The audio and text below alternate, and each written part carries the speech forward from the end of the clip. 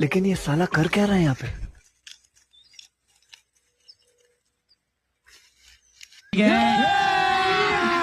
अभी मजा आएगा ना भिड़ो। આ કોણ હલે? ઓય સોહી આવે લે તું. કોને પૂછીને ખેતરમાં બેઠો? અલ્યા નાથુજી તંબુરો ચિયો નાથ્યો? અલ્યા ખેતર આ નાથિયાના બાપનું નહીં, આ બાપનું ખેતર હક. પૂછીને આવી ગયા તે. લાય જાતેડો. કોને પૂછીને આવ્યો તું?